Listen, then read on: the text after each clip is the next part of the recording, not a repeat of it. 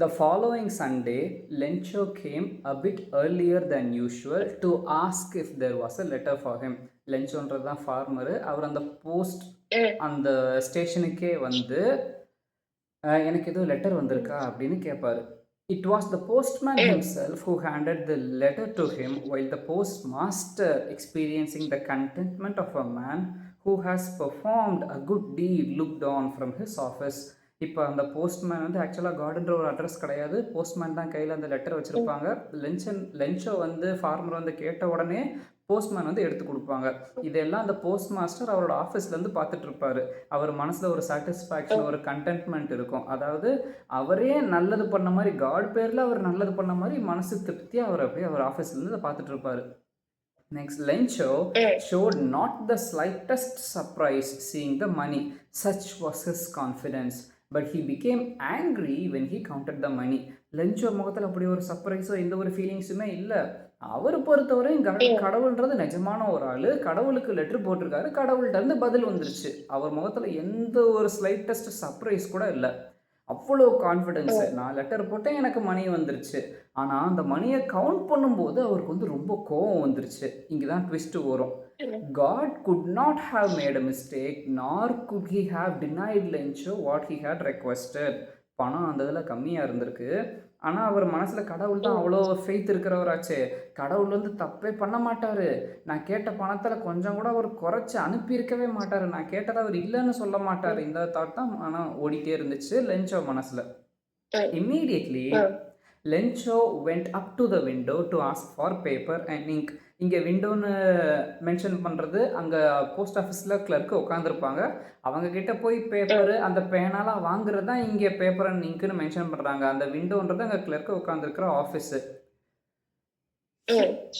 On the public writing table, he started to write with much wrinkling on his brow. அங்கே இங்கே ப்ரோன்னு சொல்கிறது BROW. அவங்க ஐப்ரோவை சொல்கிறது தான் ப்ரோன்னு சொல்கிறாங்க. அதாவது ரொம்ப கோவத்தோட கண்ணெல்லாம் சுருக்கிக்கிட்டு அந்த ஐப்ரோலாம் ஒரு மாதிரி வித்தியாசமாக தெரிகிற மாதிரி அந்த எக்ஸ்பிரஷன்ஸோட ஒரு ரைட்டிங் டேபிளில் அவர் வந்து எழுத ஆரம்பிக்கிறாரு. கடவுளுக்கு தான் மறுபடியும் எழுதுறாரு. Cost by the effort he had to make to express his ideas. When he finished, he went to the window to buy a stamp which he lit and then affixed the envelope with a blow of his fist. அந்த இதெல்லாம் எழுதி முடிச்சதுக்கப்புறம் போன வாட்டி வாங்கின மாதிரி இப்போயும் stamp வாங்குறாரு. ஸ்டாம்பில் எச்சி தொட்டு அந்த இதை வச்சுட்டு திரும்ப அதே விண்டோவில் போய் கிளர்க் உட்காந்த இடத்துல போய் கொடுக்கும்போது நல்ல ஒரு சத்தத்தோட அந்த பெஞ்ச் அப்படியே தட்டிட்டு அந்த சத்தத்தோடு போய் கொடுக்குறாரு. The moment the letter fell into the mail box, the postmaster went to open it. It said, God, of the money that I asked for, only 70 pesos reached me. இதுதான் ரொம்ப ஹாப்பியான பார்ட்டு. கடவுளுக்கு என்ன எழுதுறாருன்னா, அந்த மெயில் பாக்ஸில் letter விழுந்த உடனேயே post master போய் லஞ்செல்லாம் போயாச்சு. போஸ்ட் மாஸ்டர் அந்த லெட்டர் எடுத்து படிக்கிறாங்க. எடுத்த உடனே காட் அப்படின்னு தான் அனுப்பியிருக்கு. அந்த இதில் எழுதியிருக்கு, நான் உங்ககிட்ட கேட்டது 100 pesos, ஆனால் எனக்கு இங்கே வந்திருக்கிறது 70 pesos தான் எனக்கு வந்திருக்குன்னு சொல்கிறார். 70 pesos தான் நீங்கள் அனுப்பியிருக்கீங்கன்னு கேட்கல, 70 pesos தான் எனக்கு வந்திருக்கு அப்படின்னு சொல்கிறாரு. 70 pesos reached me. இதை அண்டர்லைன் பண்ணிக்கோங்க, இந்த லைன் ஃபுல்லாகவே important. God of the money that I ask for only 70 pesos reached me. கடவுளே, நான் கேட்ட பணத்தில் 70 pesos தான் எனக்கு வந்திருக்கு. Send me the rest since I need it very much, but don't send it me through the mail because the post office employees are a bunch of crooks. Lencho, அதாவது கடைசி லென்ச்சோன்னு முடிக்கிறது அவர் தான் அதை சொன்னார்ன்றதுக்காக அப்படி லாஸ்ட்டில் லென்ச்சோ அப்படின்னு போட்டு முடிச்சிருக்காங்க. எழுதும்போது நம்ம யோஸ் தேங்க்ஃபுல்லி, யோஸ் ஃபெய்த்ஃபுல்லி அப்படின்னு போடுவோம் இல்லையா, அதே மாதிரி இங்கே முடிக்கும்போது அவங்க பேர் எழுதுறது ஒரு வழக்கம். With regards, warm regards, yours truly அந்த மாதிரிலாம் போட்டு நம்ம பேர் எழுதுவோம்ல, இங்கே லென்ச்சோ அப்படின்னு போட்டிருக்காரு. என்ன சொல்லியிருக்காருன்னா, 70 pesos எனக்கு வந்துருச்சு, மிச்சத்தை எனக்கு அனுப்புங்க, எனக்கு அது ரொம்ப வேணும். ஆனால் அனுப்பும்போது மெயில் மூலமாக அனுப்பாதீங்க, போஸ்ட் ஆஃபீஸில் இருக்க எம்ப்ளாயீஸ் எல்லாம் ஒரு மாதிரி, அவங்கெல்லாம் பஞ்ச் ஆஃப் க்ரூக்ஸ் அப்படின்னு சொல்கிறாரு. என்னென்னா அவங்க இந்த பணத்தை திருடிட்டாங்க, நீங்கள் அனுப்புனது எனக்கு 100 pesos தான் அனுப்பியிருப்பீங்க, அதில் இருக்கிற 30 pesos அங்கே இருக்கிற எம்ப்ளாயீஸ் திருடிட்டாங்க அப்படின்னு அவர் நினச்சிருப்பாரு. இந்த இதை அண்டர்லைன் பண்ணிக்கோங்க. Post office employees are a bunch of crooks. இந்த வார்த்தையெல்லாம் அப்படியே நம்ம வெக்காபுலரிஸாக யூஸ் பண்ணிக்க முடியும் அதே வார்த்தையை. அடுத்து ஒரு சில கொஷின்ஸ் இருக்கு. நம்ம அந்த கொஷின்ஸ் நம்ம பார்க்கலாமா? இந்த மொத்தமே ஸ்டோரி அவ்வளோதான். குயிக்காக ஒரு ரீகேப் பார்த்துட்டு நம்ம அந்த கொஷின்ஸ் எல்லாம் பார்க்கலாம். ஃபர்ஸ்ட்லேருந்து எப்படி ஸ்டார்ட் பண்ணுவோம்? ஒரு வேலி இருக்கும். வேலியில் ஒரே ஒரு வீடு மட்டும்தான் இருக்கும். அந்த வேலியில் அந்த வீட்டு வாசல்ல இருந்து வெஸ்ட் சைடு வந்து லென்ச்சோ எப்போயுமே பார்த்துட்டே இருப்பார். அவர் ஒரு ஃபார்மர். அவரோட ஃபீல்டில் கார்ன் அது வந்து பயிர் பண்ணியிருப்பாங்க. He will be sowing and he will be trying to ரீப் that one. அதாவது அறுவடை பண்ணுறதுக்காக அந்த தான் பார்த்துட்டு இருப்பாங்க, எவ்வளோ நல்லா வளர்ந்துருக்கான்னு. மழை வர்றதுக்காக பார்த்துக்கிட்டே இருப்பாங்க. டக்குன்னு மழை வரும். அவர் ப்ரிடிக்ட் பண்ண மாதிரியே மழை வரும். சின்ன சின்ன ட்ராப்லெட்ஸ் எல்லாமே 5 சென்ட் பீசஸும், பெரிய பெரிய தண்ணி ட்ராப்லெட்ஸுமே 10 சென்ட் பீசஸ்னும் அப்படி சொல்லியிருப்பாரு. ஆனால் டக்குன்னு ஹெயில் வர ஆரம்பிச்சிடும்.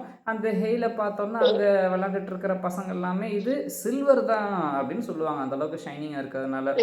ஆனால் ரொம்ப ரொம்ப ரொம்ப பெரிய புயல் மழை வந்த மாதிரி வந்து அந்த ஹெயில் வந்து எல்லாத்தையுமே அழிச்சிரும். அப்போ லோக்கஸ்ட் கூட கம்பேர் பண்ணுவார். அந்த லோக்கஸ்ட் அட்டாக் வந்திருந்தா கூட நமக்கு கையில் ஏதாவது கொஞ்சம் மிஞ்சி இருக்கும். இப்போ வந்து இந்த ஹெயில் வந்து நமக்கு எதுவுமே இல்லை அப்படின்ட்டு அவர் ரொம்ப ஃபீல் பண்ணியிருப்பார். அதுக்கப்புறம் கடவுளுக்கு நம்ம இந்த இது பேசியே ஆகணும். ஏன்னா அவர் கடவுள் நம்பிக்கை ரொம்ப இருக்கிறவர். சிட்டிக்குள்ளே ஊருக்குள்ளே அவரே, டவுனுக்குள்ளே அவரே போய் போஸ்ட் ஆஃபீஸுக்கு போய் ஒரு பேப்பர்லாம் வாங்கி இதுக்கு காடுக்குன்னு லெட்டர் எழுதுறாரு. எனக்கு இந்த மாதிரி 100 pesos வேணும், இருந்துச்சுன்னா நான் மறுபடியும் விவசாயம் பண்ணி நான் பொழைச்சிக்குவேன், என் குடும்பத்தெல்லாம் காப்பாற்றிக்குவேன் அப்படின்னு சொல்லுவார்.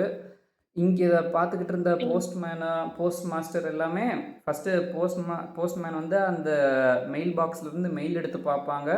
அதை பார்த்தோன்னா போஸ்ட் மாஸ்டர் கிட்ட கொடுப்பாங்க. அந்த போஸ்ட் மாஸ்டர் அதை பார்த்துட்டு இவ்வளோ கடவுள் நம்பிக்கை இருக்கிறவராக இருக்காரு, நமக்கு இந்த அளவுக்கு கடவுள் நம்பிக்கை இல்லையேன்னு சொல்லி ரொம்ப அந்த இதில் இம்ப்ரெஸ் ஆகி அவர் சேலரியிலேருந்து கொஞ்சம், அதுக்கப்புறம் எல்லார்கிட்ட இருந்தும் கலெக்ட் பண்ணி பணத்தை கொடுப்பாரு. இங்கே இருக்கிற முக்கியமான வெக்காபுலரி வந்து more like a little more than half what he expected. அதாவது அவர் எக்ஸ்பெக்ட் பண்ணது 100 pesos, ஹாஃப்னா 50 விட கொஞ்சம் அதிகமாக, அதாவது 70 pesos வந்து அனுப்பியிருப்பாங்க. 70 pesosன்றது இப்போ தெரியாது, லாஸ்ட்டில் கவுண்ட் பண்ணி பார்க்கும்போது தான் 70 pesosன்னு தெரியும். அனுப்பிடுவாங்க. எல்லாருக்குமே ஒரு ஹாப்பி. அதுக்கப்புறம் லென்ச்சோ வந்து எனக்கு எதுவும் போஸ்ட் வந்திருக்கா, மணி ஆர்டர் வந்திருக்கா அப்படின்னு கேட்கும்போது போஸ்ட்மேனே எடுத்து கொடுப்பாங்க. அந்த இதை பார்த்ததுக்கப்புறம் அவருக்கு எந்த ஒரு சர்ப்ரைஸ் ரியாக்ஷன் எதுவுமே இருக்காது. கவுண்ட் பண்ணும்போது அவர் கோவப்படுவார். அதுக்கப்புறம் தான் வேக வேகமாக போய் ஒரு பேப்பரு, இங்கு அந்த இதெல்லாம் வாங்கி லெட்டர் எழுத ஆரம்பிப்பார். அப்புறம் கடவுளுக்கு எழுதும்போது காடுன்னு தான் ஆரம்பிப்பார். நான் கேட்டதில் 70 pesos தான் வந்திருக்கு, மிச்சதையும் எனக்கு அனுப்புங்க, எனக்கு அந்த இது I need it very much அப்படின்னு சொல்லிட்டு. ஆனால் மெயில் மூலமாக அனுப்பாதீங்க, the post office employees are bunch of crooks அப்படின்னு போட்டு லென்ச்சோ அப்படின்னு போட்டு அவர் பேரை முடிச்சிருவார். இப்போ கொஷின் பார்ப்போம். Oral comprehension check. Was Lencho surprise to find a letter for him with money in it? Lencho வந்து சர்ப்ரைஸ் ஆனாரா இல்லையா? No, Lencho was not at all surprised because he had faith in God. He had so much faith that he wrote a letter to God. அதுக்கப்புறம் அவர் letter எழுதினாரு, கடவுள்கிட்டேருந்து reply letter வந்திருக்கு, மணி order வந்திருக்கு, மணியோட. So he was not surprised at all. Next question, what made him angry? Lencho எதனால ஆங்க்ரியாக இருந்தார்? ஃபர்ஸ்ட்லேருந்து இப்போ வரைக்கும் ஆங்க்ரின்றது இங்கே மட்டும்தான் வந்திருக்கும். அவரோட கிராப்ஸ் எல்லாமே டேமேஜ் ஆகிருக்கும். அப்போ அவர் சேடாக ஃபீல் பண்ணியிருப்பார். அவர் சோல் அதுவே சேடாக ஃபீல் பண்ணியிருக்க மாதிரி போர்ட்ரே பண்ணியிருப்பாங்க. ஆனால் அவர் ஆங்க்ரியாக இருக்கிறது ஒரே சுச்சுவேஷனில். எப்போ? அந்த மணி வந்துட்டு கம்மியா இருக்கிறப்ப. when he was counting that money, he was expecting 100 pesos, he got only 70 pesos. He got angry, not in God, not on God.